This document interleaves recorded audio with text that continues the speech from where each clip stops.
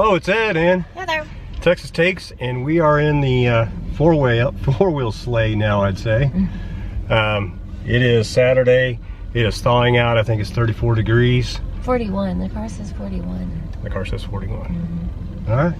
Well, I can't argue with the car. It's the warmest it's been in a week. Yeah. So we went and bought a half a quart of wood on Saturday after we had the raining freeze, and then got that home Sunday. Lost our power about 3:30, and Sunday night the snow really came down. It was hard to enjoy it because we were busy trying to figure out if we had enough fuel in the generator since we lost power. So we did get power back Thursday night. It's nice to get a shower Friday, wasn't it? Mm-hmm. So, and the water is back too.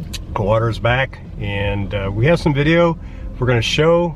Took the drone up on Tuesday morning. It was a 4-degree morning, so that was a short video because it did get cold quickly standing outside. But we got down to about 15 pieces of wood, so the half a cord lasted us the 4 days that we needed it since we were without power.